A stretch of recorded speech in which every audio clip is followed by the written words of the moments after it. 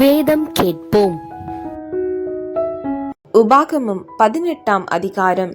லேவியராகிய ஆசாரியருக்கும் லேவி கோத்திரத்தார் அனைவருக்கும் இஸ்ரவேல் புத்திரருடன் பங்கும் சுதந்திரமும் இல்லாதிருப்பதாக. கர்த்தருக்கு இடப்படும் தகுன பலிகளையும் அவருக்கு சுதந்திரமானவைகளையும் அவர்கள் புசிப்பார்களாக. அவர்கள் சகோதரருக்குள்ளே அவர்களுக்கு சுதந்திரமில்லை.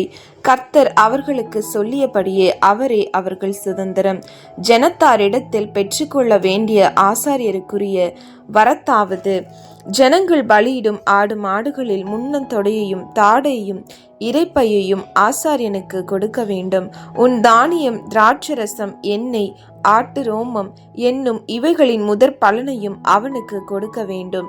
அவனும் அவன் குமாரரும் எந்நாளும் கர்த்தரின் நாமத்தை முன்னிட்டு ஆராதனை செய்யும்படி நிற்கும் பொருட்டு உன் தேவனாகிய கர்த்தர் உன் கோத்திரத்தார் எல்லாருக்குள்ளும் அவனையே தெரிந்து கொண்டார். இஸ்ரவேலில் எவ்விடத்திலும் உள்ள உன் வாசல்கள் யாதொன்றிலே தங்கின ஒரு லேவியன் அவ்விடத்தை விட்டு கர்த்தர் தெரிந்து கொண்ட ஸ்தானத்திற்கு மனப்பூர்வமாய் வந்தாள். அங்கே கர்த்தருடைய சந்நிதியில் நிற்கும் லேவியராகிய தன் எல்லா சகோதரரை போலும் தன் தேவனாகிய கர்த்தரின் நாமத்தை முன்னிட்டு ஊழியம் செய்வான்.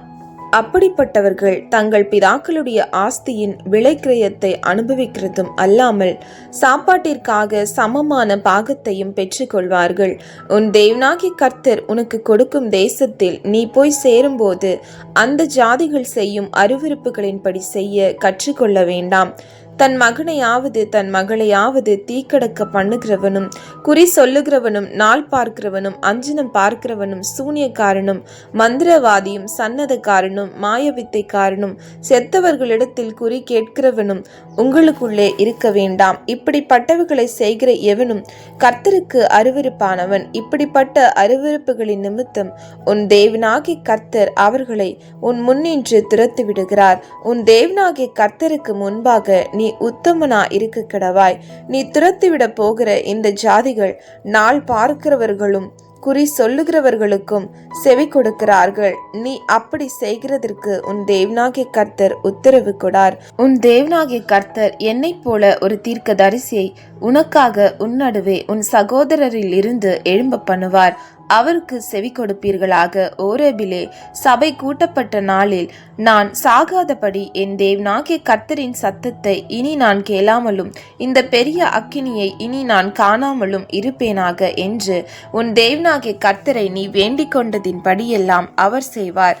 அப்பொழுது கர்த்தர் என்னை நோக்கி, அவர்கள் சொன்னது சரியே, உன்னை போல ஒரு தீர்க்கதரிசியை நான் அவர்களுக்காக அவர்கள் சகோதரரிலிருந்து எழும்ப பண்ணி என் வார்த்தைகளை அவர் வாயில் அருளுவேன். நான் அவருக்கு கற்பிப்பதை எல்லாம் அவர்களுக்கு சொல்லுவார். என் நாமத்தினாலே அவர் சொல்லும் என் வார்த்தைகளுக்கு செவி கொடாதவன் எவனோ அவனை நான் விசாரிப்பேன். சொல்லும்படி நான் கட்டளை இடாத வார்த்தையை என் நாமத்தினாலே சொல்ல துணியும் தீர்க்கதரிசியும் வேறே தேவர்களின் நாமத்தினாலே பேசும் தீர்க்கதரிசியும் சாக கடவன். கர்த்தர் சொல்லாத வார்த்தை இன்னதென்று நான் எப்படி அறிவேன் என்று நீ உன் இருதயத்தில் சொல்வாயாகில், ஒரு தீர்க்கதரிசி கர்த்தரின் நாமத்தினாலே சொல்லும் காரியம் நடவாமலும் நிறைவேறாமலும் போனால் அது கர்த்தர் சொல்லாத வார்த்தை. அந்த தீர்க்கதரிசி அதை துணிகரத்தினால் சொன்னான். அவனுக்கு நீ பயப்பட வேண்டாம்.